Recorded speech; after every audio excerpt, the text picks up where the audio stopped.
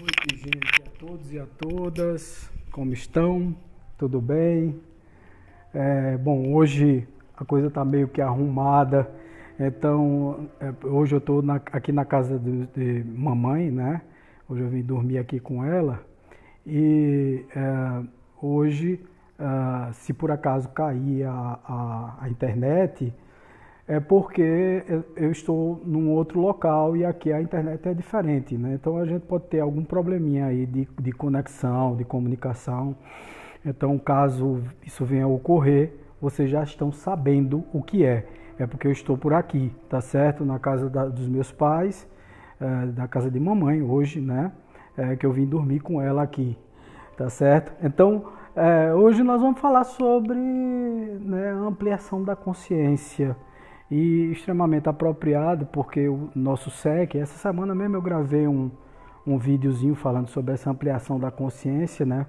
Falando do que a gente deve ver, enxergar, que muitas vezes a gente não enxerga, a gente não vê, a gente não sente, né? E vez por outra a gente se vê perdido nessa questão da ampliação da consciência. Um outro dia um colega meu me disse uma coisa que eu achei extremamente apropriado.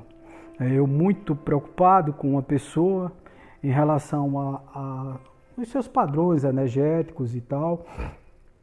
Pessoa que eu gosto muito, pessoa que eu sou muito conectado. E eu, assim, a gente nem quer fazer isso, mas vez por outra a gente termina querendo que o outro se pareça muito com a gente. Né? Ou então querendo que o outro alcance um nível de compreensão igual ao que nós temos. Não que nós tenhamos uma compreensão melhor ou pior, mas por vezes a gente força o outro a entender da forma como a gente entende, a perceber as coisas do jeito que a gente percebe. E isso é um dos maiores erros que nós cometemos, né? É exatamente ter a pretensão de ver as coisas e achar que os outros têm que olhar da mesma forma, perceber sob o mesmo prisma. E é curioso isso, veja como é paradoxal, né? O que é o paradoxo? É o jogo dos contrários. Ao mesmo tempo que a gente vai falar sobre ampliação da consciência, ao mesmo tempo a gente está fazendo imposições, a gente está criando determinadas coisas e dizendo assim, puxa vida, você não faz parte do meu rol de pessoas conscientemente avançadas. Né, ou que ampliaram a consciência, ou que fizeram a sua ampliação consciencial. E ampliação consciencial, gente, envolve os diversos momentos da nossa vida.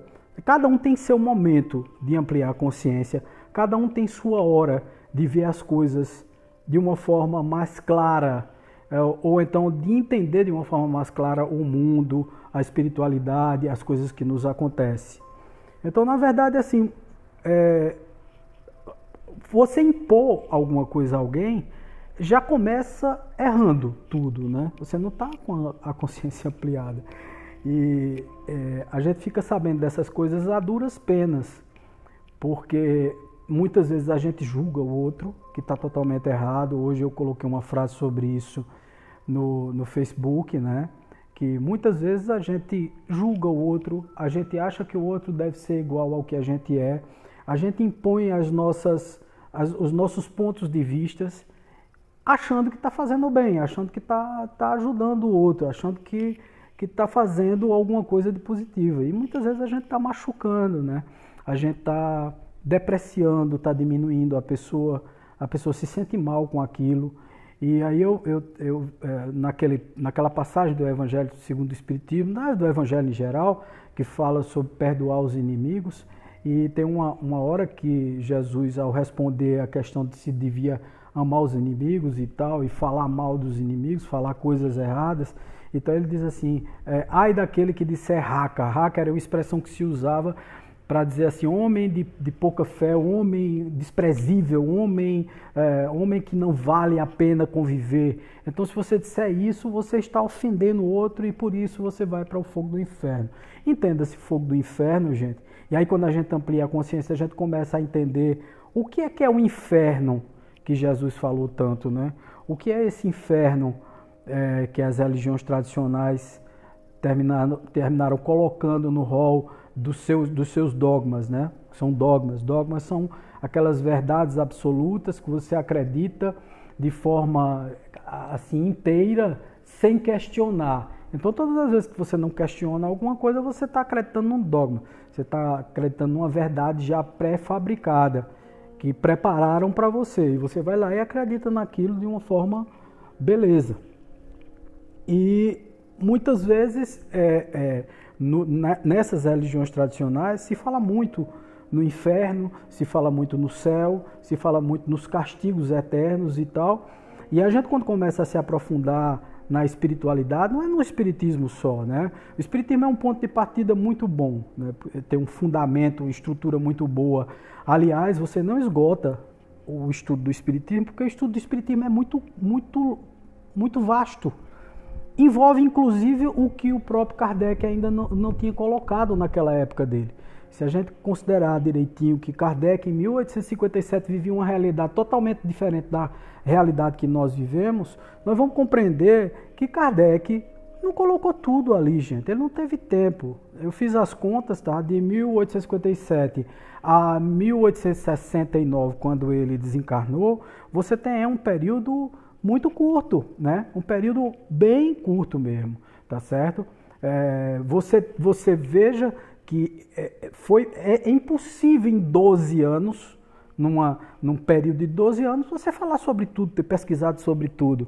Existem cientistas, pessoas que pesquisam sobre determinadas coisas, que passam, assim, décadas a fio para descobrir, chegar a uma conclusão, e mesmo assim não chega. Às vezes desencarna, vai para um mundo espiritual, sem descobrir completamente o que queria descobrir. O que significa dizer que Kardec não disse tudo. E hoje em dia nós temos, assim, uma espiritualidade muito diversa. E a forma da gente pensar hoje deve construir uma coisa mais ampla. A gente não pode só se restringir a determinadas coisas. O que é que a gente vê? A gente vê muito, e por favor, aqui não entenda como uma crítica. Não é uma crítica. Mas muitas vezes nós vemos espíritas fundamentalistas. O que é o fundamentalismo? É você ser radical em determinados posicionamentos, né? Você, em vez de abrir a consciência, em vez de ler um livro diferenciado, em vez de conhecer as diversas verdades, e como eu estava falando, existem 3 tipos de verdade, né, que até o Fábio fala muito nisso, né? Existe a minha verdade, a sua verdade e a verdade verdadeira. E que muitas vezes a gente se esquece desse parâmetro da verdade verdadeira. A gente sempre quer se basear na nossa verdade, na nossa forma de ver, na nossa forma de enxergar, porque é muito confortável. Vocês vão de convir, é muito fácil você chegar e dizer assim, não, eu vou entrar numa religião, tá certo? E essa religião vai me salvar. Sendo que você é uma pessoa com comportamento péssimo, você praticou determinadas coisas que são impublicáveis, que são indivulgáveis, mas mesmo assim você acha que vai para o céu simplesmente porque alguém chegou para você, o que a gente chama de fé heterônoma, aquela pessoa que chega para você e diz assim, você vai porque vai. Você vai porque você está na minha religião. Ou então você vai porque você confessou os seus pecados. Não, gente, basta a gente pensar mais um pouco. Basta a gente parar um pouquinho assim, se olhar no espelho e dizer, será que eu sou merecedor do céu? Né? Será que eu sou merecedor do inferno? São dois questionamentos que a gente precisa ampliar a consciência para enxergar. Eu sou merecedor do céu, veja, tendo feito o que eu fiz, sendo a pessoa que eu sou, porque, desculpe se eu estou ofendendo alguém que está me enxergando aí no momento, mas eu não vejo nem em mim, nem nas pessoas que me rodeiam, qualidades suficientes para ir para o céu, né? Para esse céu nirvana que Cristo está lá, né? Como espírito superior, né? Nenhum de nós tem a altura, a altivez, a moral, a retidão do espírito chamado Jesus Cristo. Ninguém tem essa retidão. Nenhum que está aqui encarnado na Terra. Nenhum de nós tem a retidão de um Buda, nenhum de nós tem a retidão, de um Mahatma Gandhi. Vamos baixando as ordens, né? Nenhum de nós tem uma retidão de um Francisco Cândido Xavier, o que significa dizer que, poxa, duvido muito que porque você entrou numa religião e aceitou determinadas verdades, você vá ser colocado diretamente nesse céu, nesse local, onde você não verá sofrimentos mais. E aí eu pergunto a você agora, frontalmente, e vamos questionar, porque aí é aquela história, né? Ampliar a consciência é colocar questionamentos sempre na frente de tudo, colocar raciocínios na frente de tudo. Vamos raciocinar direitinho, né? Vamos ver aí. Quer dizer, você é uma pessoa, tá, tudo bem, você acredita que você vai para o céu, que você vai ver Deus. Aliás, tem alguns até que dizem assim, puxa vida, eu vou ver Deus. E eu acho isso assim impressionante, né? Ver Deus, meu Deus, quer dizer, você vai ver o Criador. Tem gente que diz assim, não, você está lá do lado de Deus. Pô, eu acho bonito isso, eu acho isso extremamente válido. Mas, gente, o que nós fazemos quando desencarnamos é exatamente vibrar na mesma estrutura que nós vibramos aqui na Terra. Por isso que nós precisamos ampliar a nossa consciência, nos comportar melhor, para vibrar cada vez melhor e estar em situações melhores quando nós desencarnarmos. Né? Vamos pensar aí no fato de uma mãe que foi para o céu. Não, a mãe é evangélica, uma mãe gente finíssima e tal, mas ela acredita que vai para o céu. Aí ela desencarna. Dos evangélicos eu nem diria, porque os evangélicos acreditam que quando morrem, ficam dormindo eternamente até o dia do juízo final, quando tocarão as trombetas e todos ressuscitarão. E Jesus vai separar o joio do trigo. Já os católicos acreditam nesse céu, nesse inferno, tá certo? As almas, quer dizer, os justos para os evangélicos ficarão dormindo um determinado tempo e no final dos tempos eles são despertados pelas trombetas do céu e aí eles ressuscitam no mesmo corpo, o que é uma incoerência do tamanho do mundo. E a gente fica pensando, se perguntando, puxa vida, existem cientistas que são de famílias evangélicas que acreditam na razão, mas por conta da religião, acreditam no absurdo da ressurreição. Até combinou, né? Rimou. É um absurdo, gente. Como, sei lá, depois de milênios, um corpo vai se reconstituir e se transformar naquele mesmo corpo que você tinha anteriormente. Então, qual é o mais razoável, né? Raciocinando bem, ampliando a consciência. O mais razoável é o quê? A ressurreição ou a reencarnação? A reencarnação diz que você troca de roupa. O corpo é como se fosse uma veste. E a maior prova disso é quando a gente abre um caixão depois de um ano. Não tem mais nada, só tem ossos ali. Ou então quando se crema um corpo, então fica só pó. Então, veja, a maior prova é isso aí. Essa coisa que nós temos aqui é uma vestimenta que está sendo utilizada no momento apropriadamente, e a gente tem que cuidar dessa vestimenta, a gente tem que tratar dessa vestimenta, a gente tem que respeitar essa vestimenta, porque é através dela que nós aprendemos a evoluir, a desenvolver os nossos potenciais aqui na tridimensionalidade, no plano terrestre. Mas algumas pessoas acham que não. Então, uma mãezinha que desencarna e é evangélica acredita que vai para o descanso eterno. Ou então uma mãezinha que é católica, vamos colocar católica, porque ela acredita que vai para o céu. Aí ela vai para o céu, mas o filhinho dela, que não era tão bonzinho assim, que não era uma pessoa lá essas coisas, não era ouro 18, como disse por aí, esse filhinho dela desencarna depois de uns 20, 30 anos, porque foi assassinado e porque fez muita bobagem. Ele não se converteu, ele não se confessou, ele nunca entrou na igreja e ele foi para o inferno, né? Dentro dessa crença tradicional, ele foi para o inferno. Essa mãezinha, ela vai ficar satisfeita e vai ficar muito bem sabendo que o filho dela, que ela amava tanto, está agora no inferno? Já se perguntaram isso?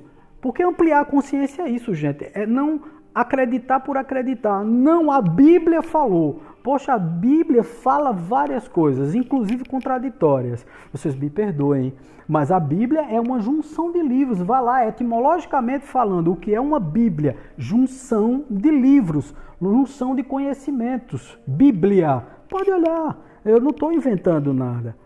Então significa dizer que dentro da Bíblia, embora tenha extremos conhecimentos, conhecimentos maravilhosos, conhecimentos muito importantes para o desenvolvimento da humanidade, ela em muitos momentos é contraditória. A maior contradição é do Evangelho para o Antigo Testamento. você vê contradições assim gritantes, enquanto que um diz olho por olho, dedo por dentro, e Jesus no Evangelho diz ofereça a outra face. O que significa dizer que tem duas coisas contrárias ali dentro. Então, é razoável entender que a gente precisa, sim, da Bíblia, que a Bíblia é um livro sagrado, sim, porque contém verdades, contém a história da humanidade, contém as contradições do homem, a luta do homem pelo seu próprio desenvolvimento. Isso é fantástico, é maravilhoso. Ninguém aqui está dizendo que a Bíblia não é sagrada. Para mim é sagradíssima, fantástica, mas com a mente ampliada, a consciência ampliada, eu posso olhar a Bíblia da forma certa, sem exageros, sem fanatismo, sem fundamentalismos. Quando eu estava falando que os espíritas estão se transformando em fundamentalistas, é porque é isso mesmo, tá certo? Pegaram Kardec, aí leram o Pentateuco Kardeciano, o Livro dos Espíritos, o Livro dos Médiuns, Evangelho segundo o Espiritismo, Céu e Inferno e a Gênese. Pegaram esses 5 livros e disseram assim, esse aqui é a minha verdade absoluta. Não existem verdades absolutas, gente. Tantas coisas apareceram depois do Pentateuco. O próprio Kardec tem uma obra vastíssima que poucos espíritas leram. Por exemplo, só um exemplo que a gente pode dar aqui, que eu gosto sempre de utilizar, mas é muito, muito importante. Você veja que o próprio Kardec se corrigiu, que é muito importante. Um grande homem, quando percebe um erro, se corrige. Ele vai lá e a público diz assim, puxa vida, eu errei, isso não é desse jeito, então eu estou reconhecendo. Então Kardec, no Livro dos Médiuns, diz que tinha 3 tipos de obsessão, né? Que era a obsessão simples, a fascinação e a subjugação. Quando chegou em 1863, na revista, dezembro de 63, ele viu o caso da senhorita Julie, ou senhora Júlia, onde ela teve uma verdadeira possessão, porque ele dizia que não podia existir possessão, porque o espírito não podia tomar conta do corpo a pena de o corpo, quer dizer, da pessoa desencarnar, porque o espírito ia tomar conta do corpo. Mas não é assim que se dá a possessão. E aí ele reconheceu e disse, dissemos que no Livro dos Médiuns que não existia possessão, mas estou aqui reconhecendo que existe. Então um grande homem, ele reconhece quando a coisa evoluiu, quando as pesquisas se transformaram em pesquisas mais apuradas, e aí ele viu que existia uma transformação ali. Não era mais daquele jeito que ele estava dizendo. Por quê? Porque ele percebeu, ele pesquisou, ele acompanhou a médium e percebeu que existia realmente uma possessão. Então, ampliou-se a consciência de Kardec, mas no final da vida, ele ampliou ainda mais a consciência, revendo determinados pontos que ele não tinha visto antes. Depois, os que herdaram a doutrina espírita vieram com várias ideias diferentes do próprio Kardec, Ernesto Bozano, todos esses... O próprio Leon Denis, que foi o apóstolo do espiritismo, né, veio com ideias completamente inovadoras. E depois veio uma segunda onda aí de espíritas, que foi da época de Francisco Cândido Xavier, de Chico Xavier, que veio com conceitos ainda mais revolucionários, porque quando Chico Xavier começou a psicografar, você veja como a consciência vai se ampliando e como o mundo tem que ter essa evolução. Não pode ficar parado, não pode ficar estanque, tá certo? Então, quando Chico Xavier começou a psicografar, o primeiro livro de Chico Xavier foi Parnaso de Além Túmulo. Parnaso de Além Túmulo foi o primeiro livro, extremamente tradicional, onde ele psicografava poesias, mensagens e poesias ao estilo dos poetas que tinham morrido, que haviam morrido antes, tá certo? Que tinham desencarnado. E ele colocou ali o estilo de todos aqueles poetas, de todos aqueles escritores, de todos aqueles intelectuais, o que foi um boom na época, né? Então, quer dizer, poxa vida, né? O Brasil tinha adotado o espiritismo logo depois que Kardec codificou o espiritismo, já na década de 60 dos anos 1800, Kardec, lógico, o fenômeno começou a se alastrar, e os brasileiros que iam muito a Paris, hoje em dia nós vamos a Nova York, né, Londres, não sei o que e tal, mas antes o point, né, da viagem dos brasileiros era Paris, então era a França, e eles iam para a França, para Paris, e ali era o burburinho do espiritismo, estava ali. Então os brasileiros ao chegarem lá, os brasileiros abastados, que tinham muita grana no bolso, iam para os salões e tal, viam aqueles fenômenos e começaram a conhecer Kardec, começaram a ler Kardec, porque a língua, por exemplo, hoje em dia, quem não souber inglês está fora do mundo, né? Você precisa conhecer um pouco, pelo menos, da língua inglesa, saber falar um pouquinho da língua inglesa. Naquela época era o francês. Então, os brasileiros que iam para lá, que eram abastados, sabiam falar francês fluentemente. E muitos deles trouxeram o Livro dos Espíritos e outros livros de Kardec para cá, para o Brasil, e traduziram do francês para o português, certo? Mas era o início de tudo. O Espiritismo estava surgindo, depois veio a Umbanda em 1908, né, com Zélio de Moraes. Depois, quer dizer, começou-se a ter uma ampliação de consciência.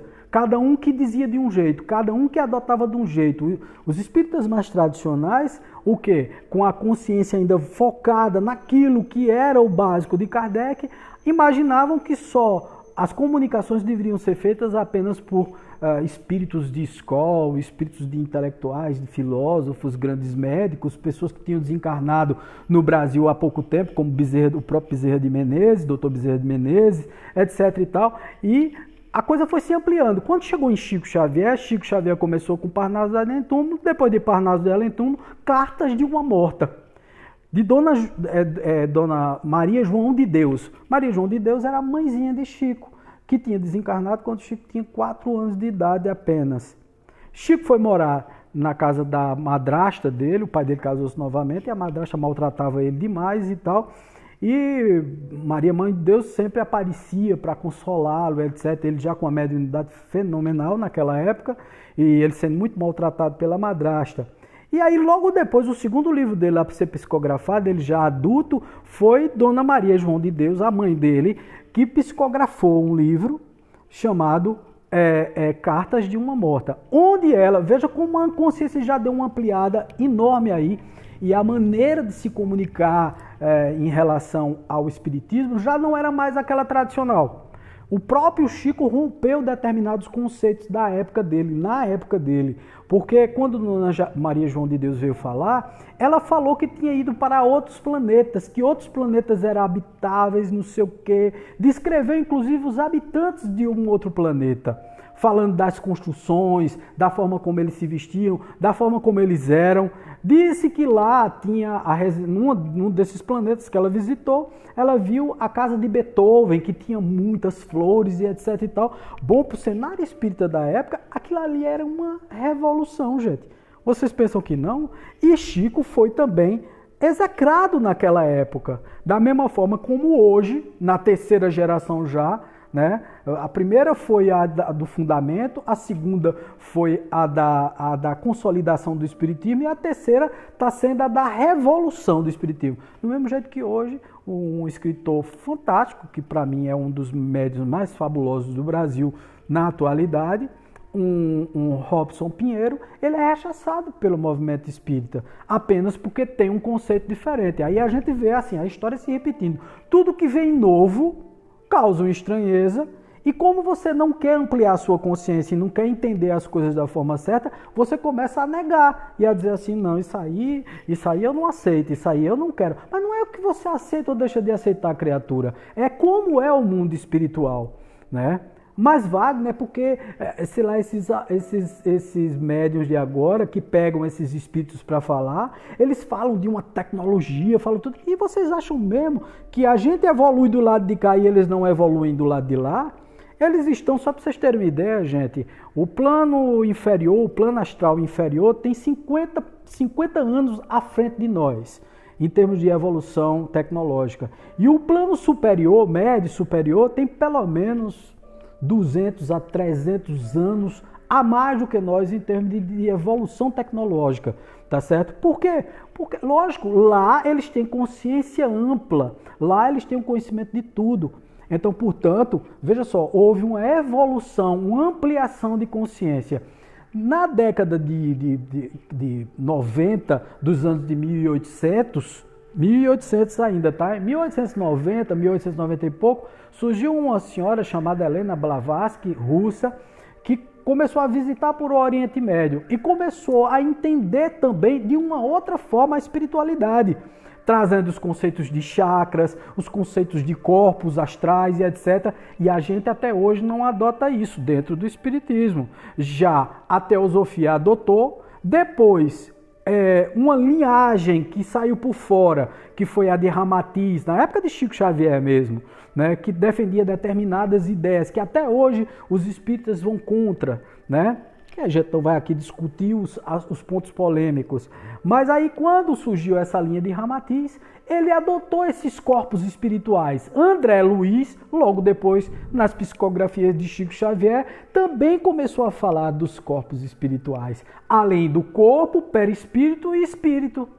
O que significa dizer que a mente ampliou já naquela época e vem ampliando. Na década de 60 surge um cidadão chamado Luiz Rodrigues, que vem com uma técnica chamada hipnometria, que depois se transforma em apometria, que é uma técnica de desobsessão para obsessões complexas, quer dizer, obsessões que passam do limite da nossa compreensão.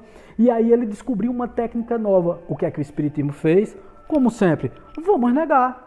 Vamos negar. E aí eu me lembro de uma questão que Kardec dizia, né? Melhor você negar 99 verdades do que aceitar uma mentira. Tá certo? Beleza, ótimo, fantástico, maravilhoso. Eu não quero aceitar a mentira, mas eu leio as 99 verdades e as adoto. Ora, por que não? Né? Eu prefiro entender as 99 verdades e excluir a mentira restante, que é apenas uma. Então significa dizer que, puxa vida, eu posso ler os livros que eu quero, eu posso enxergar da forma como eu quero, eu posso compreender os livros, abrir a literatura espiritual que está aí distribuído. O próprio Vanderlei, desculpa, eu estou esquecido, é o sobrenome dele. Já eu Vanderlei Oliveira, me parece, né? O Vanderlei escreve um livro maravilhoso, espírita, tradicional e tal, e escreve um livro chamado Dragões. Pronto, danou-se. Então, Vanderlei não é mais um espírita tradicional. A Federação Espírita execra o cara, fala dele e tal. O movimento espírita que é exatamente composto de todos esses espíritas que querem ainda continuar com a mentalidade do passado, que tem um pensamento católico fechado, né, engessado, porque veja só, o que é que nós somos, se não os caras da noite de São Bartolomeu, lá de 1572, quando os católicos mataram vários evangélicos, porque tinham ideias novas, na época os protestantes, né, que tinham ideias inovadoras. Quem somos nós, se não aqueles caras das cruzadas do século XII, do século XI?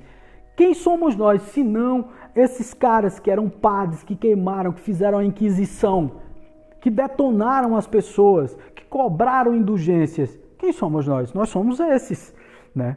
Muitas vezes eu brinco até brinco com essa questão da hereditariedade reencarnatória, né? Muitas vezes você diz assim: ah, não, eu detono o planeta porque não vai ficar para mim mesmo, vai ficar para os outros. Não é para os outros não, doutor. Você reencarna. E provavelmente vai reencarnar num planeta detonado na sua natureza. Então você hoje pode ser o seu bisavô daqui a 150 anos, mais ou menos. Então você vai ser o seu bisavô. Tá certo? Então você vai ser o bisneto, você vai ser o bisneto lá na frente. Quer dizer, aquele carinha que vai nascer e que vai herdar uma porcaria, porque foi você mesmo que deixou, você mesmo que criou tudo isso. Então volte lá para conviver com a porcaria que você montou lá naquele planetinha que você estava destruindo. Então a gente tem que ter responsabilidade. A ampliação de consciência dá esses nortes, dá essas bases a gente. Entender que não existe céu nem inferno. Por quê? Poxa vida, se eu considerar que céu e inferno é injusto uma condenação eterna, como é injusto um céu para um cara que é tão falho quanto eu. Eu nem sou tão ruim, nem sou tão bom. Eu não sou um santo, nem sou um demônio. Eu tenho minhas falhas, meus erros, cometo os meus crimes, faço as minhas bobagens, os meus egoísmos, a minha falta de humildade, a minha falta de segurança, a minha agressividade. Tá certo? Então, veja, eu sou um ser muito pequeno para ir para o céu. só por acreditar em alguma religião. Também preciso ampliar a minha consciência para entender que existem outras formas de entender o mundo. Eu preciso aceitar o meu próximo. Eu preciso reconhecer que o ponto de vista dele é o ponto de vista dele, não é o ponto de vista meu.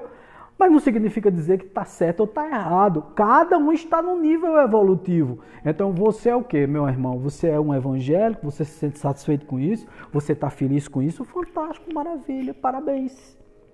Mas você é hoje o quê? Você é um espírita e tal. Poxa, está na hora de acordar, porque o espírita, ele tem, até pela inovadora doutrina, que é o espiritismo, que é a doutrina dos espíritos, eu preciso ampliar a minha consciência, eu preciso conhecer mais, mas eu não estou aqui impondo a você, como eu disse no começo, eu não posso impor as minhas verdades a você que está aí me assistindo. Cada um tem sua forma de ver, cada um tem a sua forma de enxergar o mundo, e eu não posso obrigar você a enxergar o mundo da mesma forma que eu, tá bom? Tranquilo, não tem problema nenhum. E esse meu amigo disse a mim, você não pode impor a sua ampliação de consciência a ninguém. Você deve estar muito chateado por ter perdido tanto tempo pensando dentro da caixa. E você deve estar muito bravo com isso. E aí muitas vezes você não aguenta e termina dizendo às pessoas, não sei o que, eu sou isso mesmo. Como se fosse um cara daqueles bem jovens, né, que voltam naqueles partidos bem radicais, seja de direita ou seja de esquerda, para reafirmar a sua potência como pensador, como intelectual da vida. Não, pô, eu não quero nada disso, tá certo? É muito bom quando vem alguém e critica a gente de uma forma consciente. Não é criticar por criticar, critica porque quer nos ajudar, porque quer nos dar uma dica, mostrar a gente que a gente pode se tornar radical e tão fanático, tão fundamentalista quanto aqueles outros. Tá certo? Aqueles outros que pensam dentro da caixa, que pensam dentro de um boxezinho. Mas palestras ou conversas, que eu não gosto de dizer que isso aqui é uma palestra, isso aqui é uma conversa, é um bate-papo. Conversas como essa faz com que você que está aí me assistindo amplie um pouco mais de consciência. Eu não tenho um grande público. Outro dia também me disseram, mas Wagner, você podia fazer divulgações, você podia fazer isso, você podia fazer aquilo, porque aí as pessoas iam ver mais o que você diz, as suas ideias, compreender o que você está falando, e puxa vida, ia ser muito bacana. Eu digo, tá certo. Mas será que as pessoas iam realmente compreender ou iam trazer uma determinada carga energética totalmente negativa para as palestras e tal, ao invés de ser uma boa divulgação, fosse uma má divulgação? Eu não tenho um estilo evangélico de me comunicar. Eu tenho um estilo muito direto, que é o estilo de professor. Eu fui professor por muitos anos na minha vida, né? Foram mais de 20 anos como professor universitário, além dos anos que eu passei dando aula em Senac, Sebrae, essa coisa toda. Então eu sou um professor essencialmente. Professor é aquele que fala assim, na reta, na boa, é conversando, é batendo papo, é sendo didático, é fazendo com que o outro entenda. Então eu prefiro pegar, por exemplo, agora tem 5 pessoas assistindo, eu prefiro as 5 pessoas que estão assistindo aqui do que ter 150 pessoas assistindo sem entender bem o que eu estou falando, ou então assistindo porque eu estou sendo agradável aos ouvidos delas. Né, as percepções que elas estão tendo sobre mim, ou sobre o que eu estou falando. Não, fulano de tal é fantástico, ele tem um vernáculo fabuloso. Um outro dia eu me lembrei de uma novela, né, me parece que era Roque Santeiro, né, que tinha um cara lá no meio, ou era Roque Santeiro, ou era Saramandaia, uma coisa dessa, uma dessas novelas aí antigas da década de 80, começo da década de 80, né, final da década de 80, e eu me lembro que tinha um tal de um professor chamado professor Astrogildo. Eu não sei se vocês lembram disso, eu sou mais velho, me lembro dessas coisas com muita clareza. E tinha um tal de um professor Astrogildo, e ficava assim um bebinho e um outro cara do lado, né, um amarelinho lá, assistindo o vernáculo de doutor Astrogildo, que era vereador da cidade, tá? E quando ele começava a falar, ele falava assim, muito difícil. E ficava lotado a Câmara de Vereadores para escutar o Astrogildo falar. Né? E Astrogildo falava assim com palavras extremamente rebuscadas, um vernáculo fantástico, fabuloso. E aí, no final, o Bebinho olhava, todo mundo aplaudia e tal. No final, o Bebinho olhava para ele, tocava no outro cara e dizia, tu entendesse alguma coisa? E ele dizia assim, não entendi nada. Agora que é bonito, é. Entendeu? Quer dizer, não adianta falar bonito e não estar falando para quem está entendendo. Por isso que eu sempre faço questão de abrir o canal para que todos perguntem, para que todos façam seus questionamentos, para que todos coloquem o seu ponto de vista. E isso é que é bacana. Entendeu? A gente está aqui discutindo, conversando, batendo papo, trocando ideias. E isso é a forma correta. Eu, pelo menos, considero assim dessa forma. Eu não estou dizendo coisas para agradar, na verdade. Eu tô aqui para a gente ampliar a consciência em conjunto. Porque eu falando algumas coisas para vocês, a primeira coisa é o seguinte, eu costumo sempre dizer que quando a gente fala para as pessoas, a gente está falando para a gente também. A gente não só está falando para os outros, a gente não só está falando para o outro ouvir, mas a gente está falando para a gente mesmo ouvir o que nós estamos falando. Né? Olha, você está escutando que você está dizendo que tem que ampliar a consciência. Olha, você está escutando que o importante é o caminho do meio. Olha, você está escutando que você não é tão bonzinho assim. Olha, você está escutando que você não pode estar distribuindo tua energia à torta e à direito sem as pessoas quererem. Olha, você está escutando que o importante não é quantidade e sim qualidade. Então, quer dizer, são coisas que a gente vai ampliando a consciência.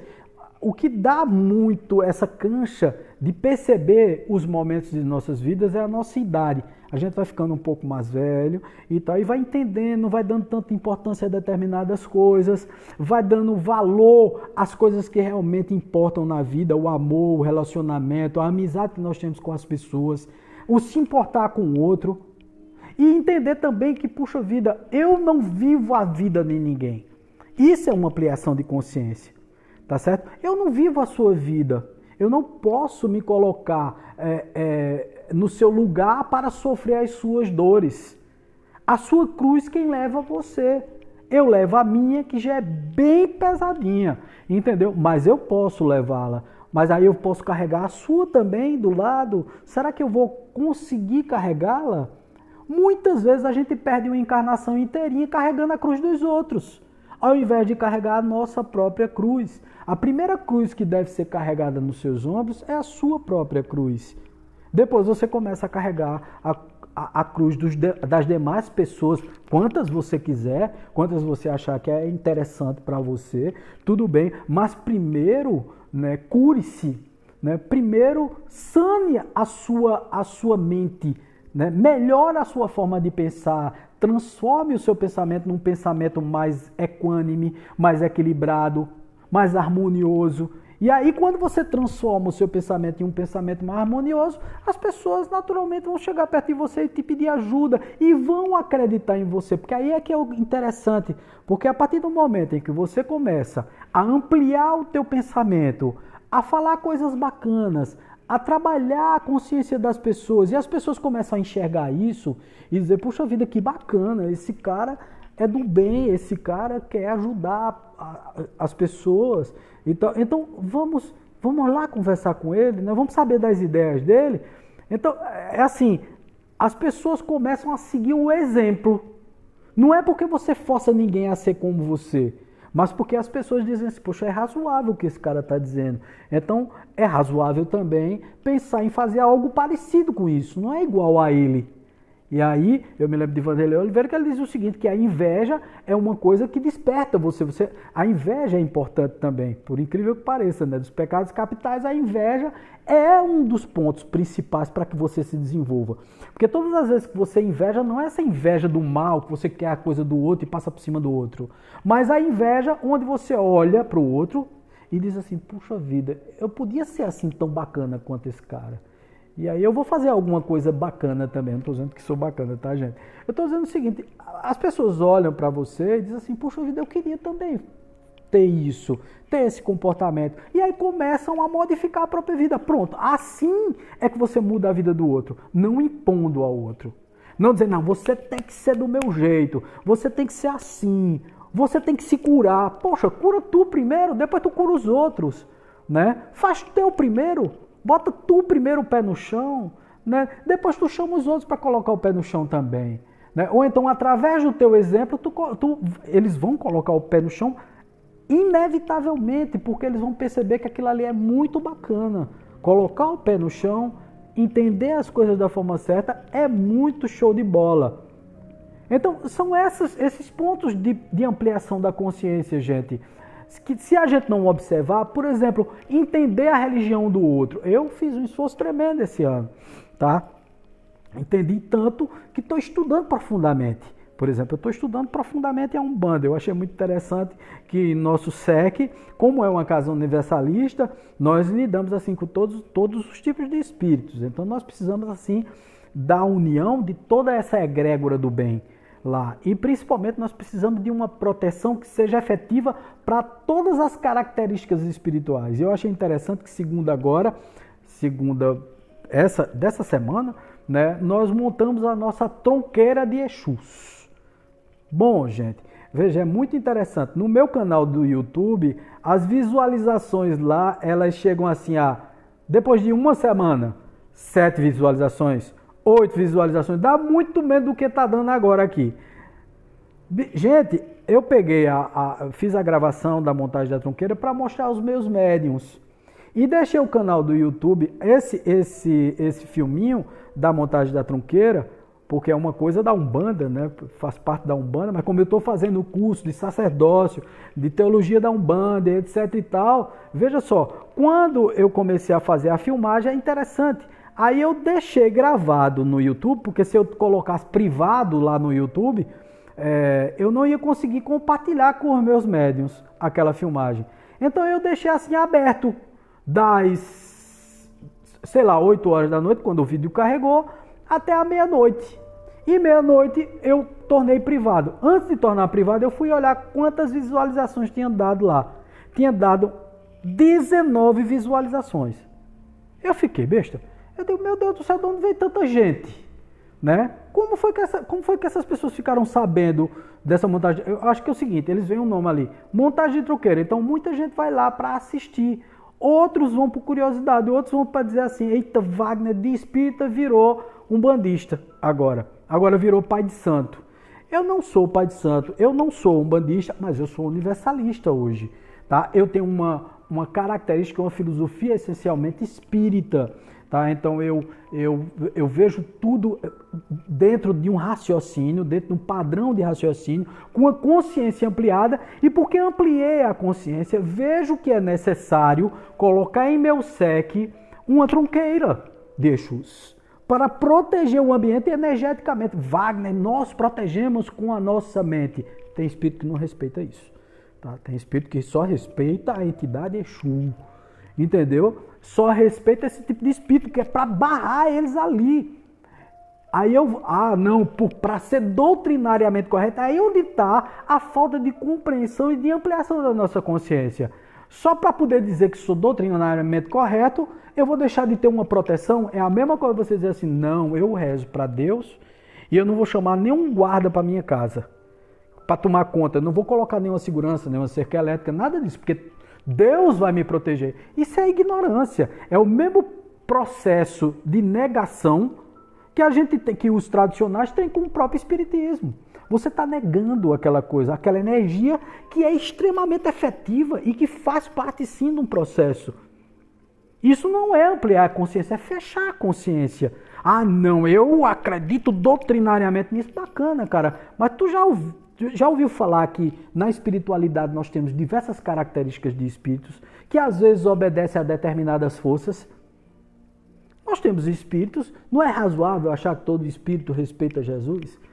Mas nós temos espíritos que não respeitam Jesus, tá? Que não consideram Jesus, que quando a gente chama por Jesus, o espírito diz, o quem? Você está doido? Eu recebi um espírito, nós recebemos, né, lá no nosso século, um espírito extremamente revoltado. E aí lógico, aquele ranço ainda do doutrinador espírita, que eu não gosto de dizer doutrinação, mas sim diálogo, ou dialogar com o espírito, né? E aí quando eu comecei a conversar com o espírito, aí eu disse assim, amigo, tem Jesus? Ele disse, quem? Jesus? Você tá louco falando de Jesus para mim? Aí eu digo, mas por que essa revolta toda? Ele disse, meu amigo, foi esse seu Jesus aí que me colocou num convento ou num mosteiro, onde os padres lá dentro me estupravam. Veja para isso. Em nome desse seu Jesus aí. Esse cara respeita Jesus? Não. Aí lá vou eu, meu Deus, como é que eu faço agora nesse momento? E aí toda vivência que a gente tem é um aprendizado. A cada diálogo com os espíritos, a gente vê que existe uma diversidade muito grande. E que muitas vezes, ao invés de chamar por Jesus, a gente diz, a gente vai lhe prender. Aí você, mas Wagner, prender o espírito, como é que você consegue? Energeticamente, gente. Aí nós atuamos também ampliando nossa consciência e colocando determinados instrumentos, por exemplo, a hipnose. Quando eu digo você está preso, está acorrentado nesse momento, ali forma-se uma corrente fluídica, o espírito se sente hipnotizado, ele se sente induzido pelo dialogador e imediatamente ele se vê preso ali naquele momento. Mas prender não é uma falta de misericórdia. Gente, a misericórdia e a justiça andam juntas para formar o amor. Então, muitas vezes, aquele espírito não aceita o diálogo fraterno. E a gente precisa, sim, acorrentá-lo e tirá-lo dali. Porque, senão, ele vai matar o obsedado. E é uma questão de misericórdia também, porque quando eu ajo com justiça e trago ele e levo ele para ser contido em uma instância correcional, no plano espiritual, ali ele está se corrigindo, aprendendo e repensando os seus momentos como obsessor, e um dia ele vai evoluir. E ele vai dizer assim, poxa, é razoável achar que o que aquele carinha estava dizendo lá era uma coisa bacana, eu posso mudar. Então você também está fazendo uma caridade. É a mesma coisa aqui no plano material, gente. Quer dizer que se alguém assaltar a sua casa, matar alguém da sua família, você não vai querer que ele seja preso para que ele repense os posicionamentos. Não é que ele seja morto. Porque muita gente diz assim, bandido bom é bandido morto. Para a gente, não. No espiritismo, bandido morto é bandido solto na espiritualidade para fazer tudo que tem de coisa ruim lá do lado de lá. E muitas vezes a gente pega esses bandidos do astral e tenta acorrentar. E tem que ser feito dessa forma. Porque se não for feito dessa forma, eles não saem. Eles não se afastam. Mas Wagner, todas as vezes você consegue? Não, porque também depende do merecimento da pessoa. Se a pessoa quer, se a pessoa deseja ser resgatada, se a pessoa deseja ser liberta daquilo ali, se ela vai pensar diferente, se ela vai agir diferente. Veja que é uma questão de ampliação de consciência. Eu não posso achar que toda solução é falar sobre, sim, bababá, bebê. Tudo é amor, gente. Mas tem um amor que é mais firme, você tira por seus filhos. Alguns filhos que nós temos, uns atendem pelo carinho, pelo amor, pela compreensão. A gente vai explicar a eles e eles entendem imediatamente. Outros, tá certo, pelo menos na minha época, só ia que se fosse na tacada. Entendeu? Na tapa na bunda, na chicotada, na chibatada. E hoje em dia não é mais possível isso. Tá certo? Hoje em dia a gente não trata mais criança desse jeito. Mas você não coloca de castigo? Eu mesmo levei muita lapada na bunda para aprender a deixar de ser maluvido, né? Que a gente aqui no Nordeste a gente chama de maluvido, né? Maloqueiro velho que não obedece. Então eu levei muita lapada na bunda, muita chinelada, muita sei lá, cinturãozada nos quartos, como a gente diz aqui, para poder aprender a ser gente. Poxa, eu não era, nem sou um espírito que aprende com... Lá é a mesma coisa. Se eu desencarnasse naquela época, você acha mesmo que eu ia obedecer ao Lógico que não, gente. Da mesma forma como você não trata os filhos iguais, um obedece através da explicação, do entendimento e tal, e o outro obedece através da força, do castigo, da coerção. É assim que funciona no plano espiritual, não muda. Essa coisa não muda. E aí a gente fica achando pretensamente que todo espírito vai obedecer pelo amor. Vá numa penitenciária, chegue lá e pergunte a um cara que já matou 10. Uma vez eu fiz essa experiência. Cheguei e fui fazer uma palestra numa penitenciária, na penitenciária Plácido de Souza, aqui em Caruaru. Quando eu cheguei lá, há muitos anos atrás. Quando eu cheguei lá e perguntei a um cara que tinha assassinado 10 pessoas. E eu perguntei ao cara, e aí, se você sair daqui, o que é que você vai fazer? Eu disse, eu vou matar mais 10, ou mais 15, ou mais 20. Eu não me arrependi. Gente, a gente tem que entender que determinadas coisas tem que ser através da força. Às vezes você precisa aprisionar aquela criatura até ele cair em si e começar a evoluir. Mas todo mundo tem conserto? Tem. Essa é a vantagem de tudo isso. Deus é tão justo, tão bom, tão soberano, tão equânime nas suas decisões, que ele permite com que eu, que sou um trevoso, um cara ruim, que fiz tanta bobagem, me conserte, me corrija, faça diferente, me transforme num ser melhor. Percebem isso, gente? Então, quer dizer, muitas vezes a gente tem uma consciência extremamente obliterada para tudo. É para compreender as situações. Não, só tem que ser assim, porque Kardec disse lá atrás que era desse jeito. Gente, Kardec fez o dele. Ele fez a base, que é muito importante, é fundamental. Toda pessoa que vai estudar a espiritualidade tem que estudar Kardec. É o princípio de tudo. É como se você não estudar Kardec estudando espiritualidade, é como se você fosse estudar filosofia sem conhecer Sócrates, Platão. Entendeu? Então, quer dizer, você precisa conhecer aquele fundamento, aquela estrutura, aquela base, que é o estudo fundamental. Não é o estudo básico, não. Estudo básico são as obras de Chico Xavier. Estudo fundamental. Fundamental significa aquilo que dá base a tudo, dá estrutura a tudo, dá o fundamento de tudo. Tá certo? E que você leva para o resto da vida. Eu li muitas vezes o Pentateuco Kardeciano. Cada livro daquele ali, o livro dos Espíritos mesmo, eu li 10 vezes. Né? O livro dos Médiuns eu li 8 vezes. Tá certo? Então, quer dizer, são livros que você vai lendo, e cada vez que você vai lendo o livro, vai ampliando a sua consciência. Engraçado. Um outro dia eu fui ler novamente o livro dos Médiuns. E eu pensei que já sabia tudo sobre o livro dos Médiuns. Quando eu fui ler novamente o livro dos Médiuns, eu vi tanta coisa diferente nele. Sabe o que é isso? Você vai envelhecendo, vai tendo nova compreensão da vida. E quando você lê o livro novamente, você vê sob uma outra ótica. Você começa a enxergar outras coisas que você não enxergava antes. Não é bacana isso, gente? Tem alguma coisa de errado nisso?